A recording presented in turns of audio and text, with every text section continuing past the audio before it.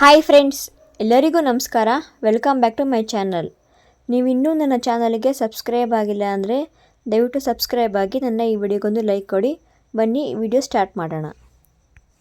ನಿರೂಪಕಿ ಚೈತ್ರಾ ವಾಸುದೇವನ್ ಅವರು ಕಲರ್ಸ್ ಕನ್ನಡ ವಾಹಿನಿಯಲ್ಲಿ ಪ್ರಸಾರ ಆಗುತ್ತಿದ್ದ ಬಿಗ್ ಬಾಸ್ ಕನ್ನಡ ಸೀಸನ್ 7ನಲ್ಲಿ ಭಾಗವಹಿಸಿದ್ದರು. ಆ ನಂತರದಲ್ಲಿ ಅವರು ಜನಪ್ರಿಯತೆ ಪಡೆದರು.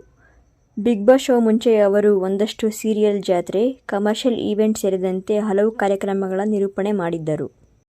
ಶಾಲೆ ಕಾಲೇಜಿಗೆ ಹೋಗುತ್ತಿದ್ದಾಗಲೇ ಚೈತ್ರಾ ವಾಸುದೇವನ್ ಅವರು ಕೆಲಸ ಮಾಡುತ್ತಿದ್ದರು. ಆರಂಭದಲ್ಲಿಯೇ ಚಿಕ್ಕ ಮಕ್ಕಳಿಗೆ ಟ್ಯೂಷನ್ ಹೇಳಿಕೊಡುತ್ತಿದ್ದ ಚೈತ್ರಾ ಅವರು ಕೆಲ ವಾಹಿನಿಗಳಲ್ಲಿ ಪಾರ್ಟ್ ಟೈಮ್ ಜಾಬ್ ಮಾಡುತ್ತಿದ್ದರು. ಆಮೇಲೆ ಸ್ವತಃ ಅವರೇ ಈವೆಂಟ್ ಮ್ಯಾನೇಜ್ಮೆಂಟ್ ಕಂಪನಿ ಹುಟ್ಟು ಹಾಕಿದರು. ಹೀಗೆ ಚೈತ್ರಾ ಅವರು ದಿನದಿಂದ ದಿನಕ್ಕೆ ಒಂದು ಹೆಜ್ಜೆ ಮೇಲೆ ಹೆಜ್ಜೆ ಇಡುತ್ತಾ ಬಂದರು.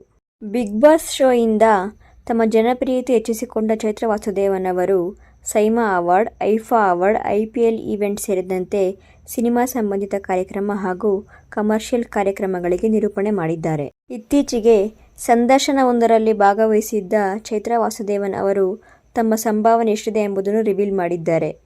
ಚೈತ್ರಾ ಅವರು ವಿವಿಧ ರೀತಿಯ ಈವೆಂಟ್ಗಳನ್ನು ನಿರೂಪಣೆ ಮಾಡುತ್ತಾರೆ. ಹಾಗೆಯೇ ಒಂದೊಂದು ಈವೆಂಟ್ಗೂ ಒಂದೊಂದು ರೀತಿ ಸಂಭಾವನೆ ಪಡೆಯುತ್ತಾರೆ. ಅದರಲ್ಲಿಯೂ ಸಿನಿಮಾ ಕಾರ್ಯಕ್ರಮಗಳಿಗೆ ಎಷ್ಟು ಎಂದು ಮೊದಲೇ ರೆಡಿಯಾಗಿರುತ್ತದೆ. ಚೈತ್ರಾ ವಾಸುದೇವನ್ ಅವರು ಸಹಜವಾಗಿ ಒಂದು ಈವೆಂಟ್ಗೆ ಅದರ ನಿರೂಪಣೆಗೆ 1 ಲಕ್ಷ ರೂಪಾಯಿವರೆಗೂ ಸಂಭಾವನೆ ಪಡೆಯುತ್ತಾರಂತೆ. ಆದರೆ ಪ್ರತಿ ಬಾರಿಯೂ ಅವರ ಈವೆಂಟ್ಗೆ 1 ಲಕ್ಷ ಪಡೆಯುತ್ತಾರೆ ಎಂದು ಹೇಳಲಾಗುವುದಿಲ್ಲ. ಅದು ಹೆಚ್ಚು ಆಗಬಹುದು, ಕಡಿಮೆಯೂ ಆಗಬಹುದು. ಎಲ್ಲ ಈವೆಂಟ್ ಮೇಲೆ ಅದರ ಸಂಭಾವನೆ ನಿರ್ಧಾರ ಆಗಿರುತ್ತದೆ.